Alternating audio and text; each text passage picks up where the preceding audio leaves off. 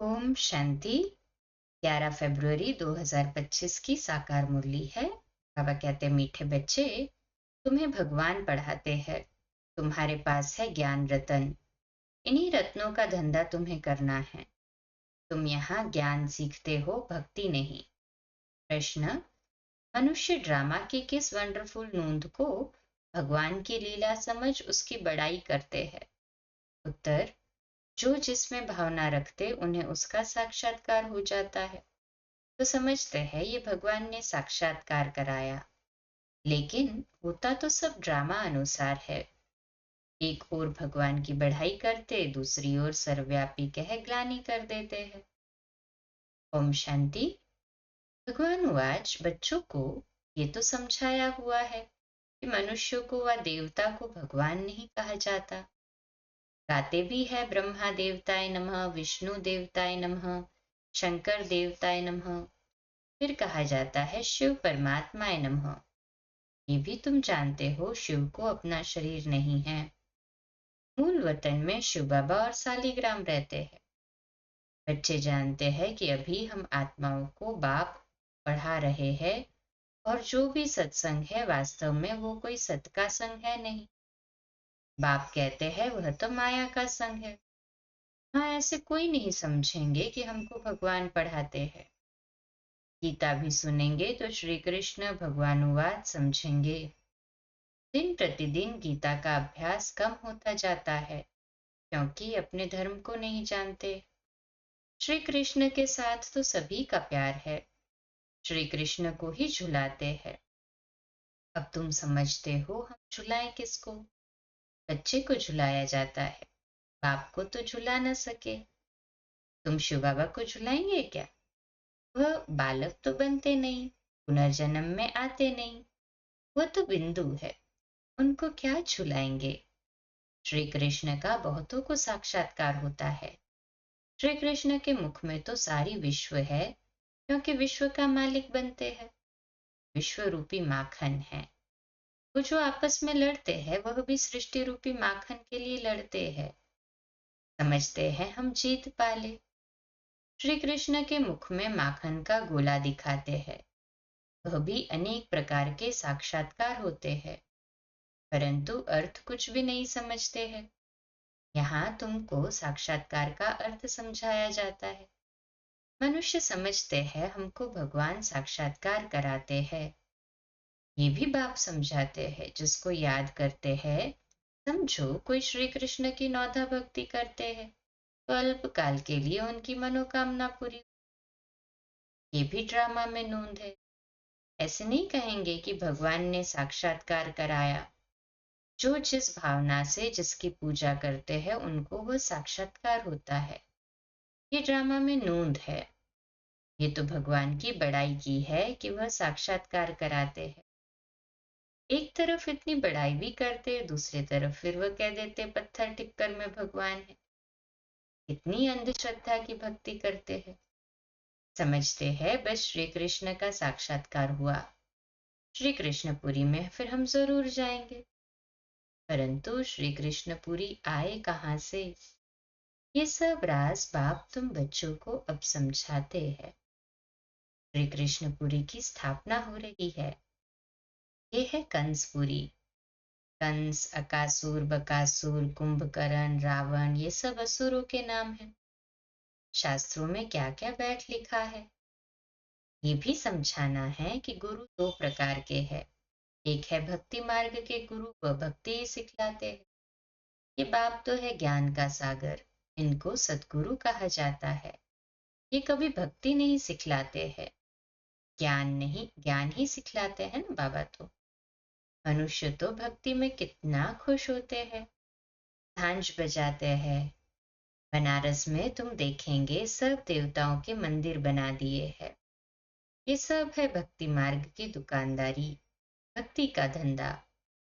तुम बच्चों का धंधा है ज्ञान रत्नों का, इनको भी व्यापार कहा जाता है। बाप भी रत्नों का व्यापारी है। तुम समझते हो ये रत्न कौन से है? इन बातों को समझेंगे वही जिन्होंने कल पहले समझा है, दूसरे समझेंगे ही नहीं। जो भी बड़े बड़े हैं वह पिछाड़ी में आकर समझेंगे। कन्वर्ट भी हुए हैं ना। एक राजा जनक की कथा सुनाते हैं। जनक फिर अनुजनक बना। जैसे कोई का नाम श्री कृष्ण है तो कहेंगे तुम अनुदैवी श्री कृष्ण बनेंगे। कहाँ वह सर्वगुण संपन्न श्री कृष्ण, कहाँ ये। कोई का लक्ष्मी नाम है और इन लक्ष्मी नारायण के आगे जाकर महिमा गाती। ये थोड़ी ही समझती है कि इनमें और हमारे में फर्क क्या हुआ है। अभी तुम बच्चों को नॉलेज मिली है, ये सृष्टि चक्र कैसे फिरता है। तुम ही 84 जन्म लेंगे। ये चक्र अनेक बार फिरता आया है, कभी बंद नहीं हो सकता।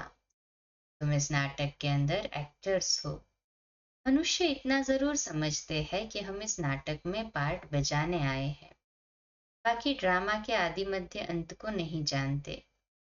तुम बच्चे जानते हो हम आत्माओं के रहने का स्थान परे ते परे है। वहां सूर्य चांद की भी रोशनी नहीं है।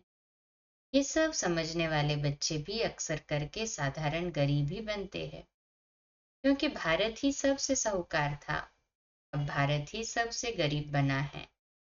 सारा खेल भारत पर है।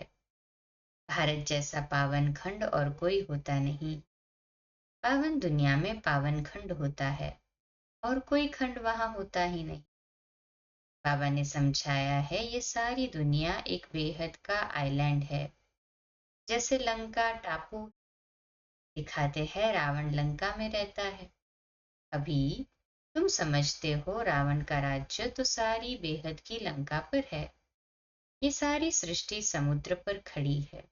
ये टापू है, इस पर रावण का राज्य है। ये सब सीताएं रावण की जेल में है। उन्होंने तो हद की कथाएं बना दी है ये सारी बेहद की बात। बेहद का नाटक है ना, है हाजी बाबा। उसमें ही फिर छोटे छोटे नाटक बैठ बनाए हैं। ये बाइस्कोप आदि भी अभी बने हैं, तो बाप को भी समझाने में सहज होता है। बेहद का सारा ड्रामा तुम बच्चों की बुद्धि में है। मूल वतन सूक्ष्म वतन और किसकी बुद्धि में हो न सके। तुम जानते हो हम आत्माएं मूल वतन की रहवासी है।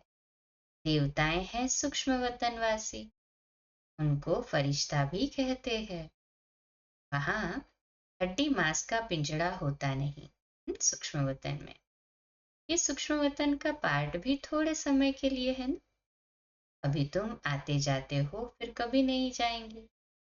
तुम आत्माएं जब मूल वतन से आती हो तो वाया सूक्ष्म वतन नहीं आती हो, सीधी आती हो।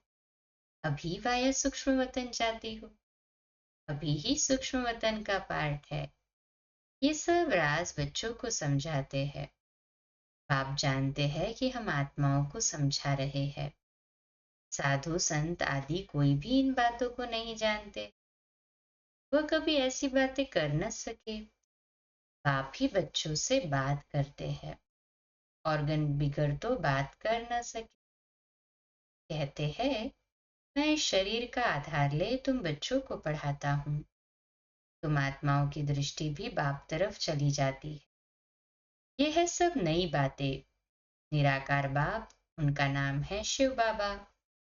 तुम आत्माओं का नाम तो आत्मा ही है। तुम्हारे शरीर के नाम बदलते हैं। मनुष्य कहते हैं परमात्मा नाम रूप से न्यारा है, परंतु नाम तो शिव कहते हैं ना। शिव की पूजा भी करते हैं, समझते एक है करते दूसरा है। अभी तुम बाप के नाम रूप देश काल को भी समझ गए हो। तुम जानते हो कोई भी चीज नाम रूप के बिगड़ नहीं हो सकती। ये भी बड़ी सूक्ष्म समझने की बात है। बाप समझाते हैं गायन भी है सेकंड में जीवन मुक्ति, अर्थात मनुष्य नर से नारायण बन सकते। जबकि बाप हेवनली गॉडफादर है, हम उनके बच्चे बने हैं तो भी स्वर्ग के मालिक ठहरे, परंतु ये भी समझते नहीं हैं। बाप कहते हैं बच्चे तुम्हारी एम ऑब्जेक्ट ही यह है, नर से नारायण बनना। राजयोग है ना। बहुतों को चतुर्भुज का साक्षात्कार होता है। इससे सिद्ध है विष्णुपुरी के हम मालिक बनने वाले हैं। तुमको मालूम है, स्वर्ग में भी लक्ष्मी नारायण के तख्त के पिछाड़ी विष्णु का चित्र रखते, अर्थात विष्णुपुरी में इन्हों का राज्य है। ये लक्ष्मी नारायण विष्णुपुरी के मालिक है। वह है श्री कृष्णपुरी, यह है कंसपुरी। रामानुसार ये भी नाम रखे हुए। बाप समझाते हैं, मेरा रूप बहुत सूक्ष्म है, कोई भी जान नहीं सकते।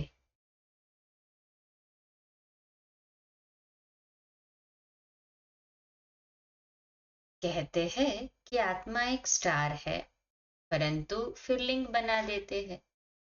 नहीं तो पूजा कैसे हो?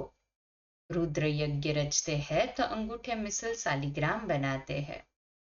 दूसरी तरफ उनको अजब सितारा कहते हैं। आत्मा को देखने की बहुत कोशिश करते हैं, परंतु कोई भी देख नहीं सकते। रामकृष्ण विवेकानंद का भी दिखाते हैं ना। उसने देखा आत्मा उनसे निकल मेरे में समा गई।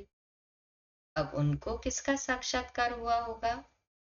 आत्मा और परमात्मा का रूप तो एक ही है। बिंदी देखा, समझते कुछ नहीं। आत्मा का साक्षात्कार तो कोई चाहते नहीं। चाहना रखते हैं कि परमात्मा का साक्षात्कार करे। वह बैठा था कि गुरु से परमात्मा का साक्षात्कार करे। बस कह दिया, ज्योति थी, वह मेरे में समा गई। इसमें ही वह बहुत खुश हो गया। समझा यही परमात्मा का रूप है। रूह में भावना रहती है भगवान के साक्षात्कार की। समझते कुछ नहीं। भला भक्ति मार्ग में समझाए कौन? अब बाप बैठ समझाते हैं। जिस जिस रूप में जैसी भावना रखते हैं, जो शक्ल देखते हैं, वह साक्षात्कार हो जाता है। जैसे गणेश की बहुत पूजा करते हैं तो उनका चैतन्य रूप में साक्षात्कार हो जाता है, नहीं तो उनको निश्चय कैसे हो? तेजोमय रूप देख समझते हैं कि हमने भगवान का साक्षात्कार किया, उसमें ही खुश हो जाते हैं। ये सब है भक्ति मार्ग, उतरती कला। पहला जन्म अच्छा होता है, फिर कमती होते होते अंत आ जाता है। बच्चे ही इन बातों को समझते हैं जिनको कल पहले ज्ञान समझाया है, उनको ही अब समझा रहे हैं। कल पहले वाले ही आएंगे। बाकी औरों का तो धर्म ही अलग है। आप समझाते हैं, एक एक चित्र में भगवानुवाच लिख दो। बड़ा युक्ति से समझाना होता है। भगवानुवाच है ना, यादव कौरव और पांडव क्या करत भय, उसका ये चित्र है। पूछो, तुम बताओ, अपने बाप को जानते हो? नहीं जानते हो तो गोया बाप से प्रीत नहीं है ना, तो विपरीत बुद्धि ठहरे। बाप से प्रीत नहीं तो विनाश हो जाएंगे। प्रीत बुद्धि विजयंती, सत्यमेव जयते। इनका अर्थ भी ठीक है। बाप की याद ही नहीं तो विजय पा नहीं सकते। अभी तुम सिद्ध कर बतलाते हो, गीता शिव भगवान ने सुनाई है, उसने ही राजयोग सिखाया ब्रह्मा द्वारा। ये तो श्री कृष्ण भगवान की गीता समझकर कसम उठाते हैं। उनसे पूछना चाहिए, श्री कृष्ण को हाजिर नाजिर जानना चाहिए व भगवान को? कहते ईश्वर को हाजिर नाजिर जान सच बोलो। भूला हो गया ना, तो कसम भी झूठा हो जाता है। सर्विस करने वाले बच्चों को गुप्त नशा रहना चाहिए। नशे से समझाएंगे तो सफलता होगी। तुम्हारी ये पढ़ाई भी गुप्त है, पढ़ाने वाला भी गुप्त है। तुम जानते हो हम नई दुनिया में जाकर ये बनेंगे। नई दुनिया स्थापन होती है महाभारत लड़ाई के बाद। बच्चों को अब नॉलेज मिली है, अभी नंबरवार धारण करते हैं, योग में भी नंबरवार रहते हैं। ये भी जांच रखनी चाहिए, हम कितना याद में रहते हैं। आप कहते हैं ये अभी तुम्हारा पुरुषार्थ भविष्य 21 जन्मों के लिए हो जाएगा। अभी फेल हुए तो कल्प कल्पांतर फेल होते रहेंगे, ऊंच पद नहीं पा सकेंगे। पुरुषार्थ करना चाहिए ऊंच पद पाने का। ऐसे भी कई सेंटर्स पर आते हैं जो विकार में जाते रहते हैं और फिर सेंटर्स पर आते रहते हैं। समझते हैं ईश्वर तो सब देखता है, जानता है। अब बाप को क्या पड़ी है जो ये बैठ देखेगा। तुम झूठ बोलेंगे, विकर्म करेंगे तो अपना ही नुकसान करेंगे। ये तो तुम भी समझते हो, काला मुंह करता हूं तो ऊंच पद पा नहीं सकूंगा। सो बाप ने जाना, वो भी बात तो एक ही हुई। उनको क्या दरकार पड़ी है, अपनी दिल खानी चाहिए। मैं ऐसा कर्म करने से दुर्गति को पाऊंगा, बाबा क्यों बतावे। हाँ, ड्रामा में है तो बतलाते भी है। बाबा से छिपाना गोया अपना सत्यानाश करना। पावन बनने के लिए बाप को याद करना है। तुमको ये फुरना रहना चाहिए कि हम अच्छी रीति पढ़कर ऊंच पद पावे। कोई मरा व जिया, उनका फुरना नहीं। फुरना अर्थात फिक्र रखना है कि बाप से कैसे वर्षा लेवे, तो किसको भी थोड़े में समझाना है। अच्छा, मीठे मीठे सिकिलते बच्चों प्रति माता पिता बाप दादा का याद प्यार और गुड मॉर्निंग।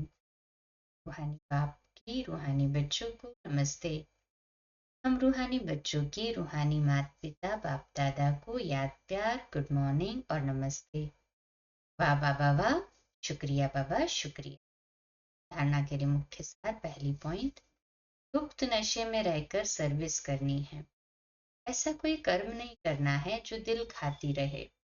अपनी जांच करनी है कि हम याद में रहते हैं। दूसरी पॉइंट, सदा यही फिक्र रहे कि हम अच्छी रीति पढ़कर ऊंच पद पाए। कोई भी विकर्म करके झूठ बोलकर अपना नुकसान नहीं करना है। आज का मीठा वरदान, मनमना भव के महामंत्र द्वारा सर्व दुखों से पार रहने वाले सदा सुख स्वरूप भव। आज का सोमान, मैं सदा सुख स्वरूप आत्मा हूँ। विश्लेषण, जब किसी भी प्रकार का दुख आए तो मंत्र ले लो, जिससे दुख भाग जाएगा। स्वप्न में भी जरा भी दुख का अनुभव न हो। तन बीमार हो जाए, धन नीचे ऊपर हो जाए, कुछ भी हो, लेकिन दुख की लहर अंदर नहीं आनी चाहिए। जैसे सागर में लहरें आती है और चली जाती है, लेकिन जिन्हें उन लहरों में लहराना आता है वह उसमें सुख का अनुभव करते हैं। लहर को जंप देकर ऐसे क्रॉस करते हैं जैसे खेल कर रहे हैं। सागर के बच्चे सुख स्वरूप हो, दुख की लहर भी न आए। स्लोगन है, हर संकल्प में दृढ़ता की विशेषता को प्रैक्टिकल में लाओ तो प्रत्यक्षता हो जाएगी। अव्यक्त इशारा, एकांत प्रिय बने एकता और एकाग्रता को अपनाने का। स्व उन्नति में, सेवा की उन्नति में एक ने कहा दूसरे ने हाजी किया, ऐसे सदा एकता और दृढ़ता से बढ़ते चलो। जैसे दादियों की एकता और दृढ़ता का संगठन पक्का है, ऐसे आदि सेवा के रत्नों का संगठन पक्का हो। इसकी बहुत बहुत आवश्यकता है। अच्छा, कम बोलो, धीरे बोलो, मीठा बोलो, सत्य बोलो, सोच समझकर बोलो। निमित्त भाव, निर्माण भाव, निर्मल वाणी। आज का नया दिन आप सभी को मुबारक हो, मुबारक हो, मुबारक हो। शुभ दिवस। ओम शांति।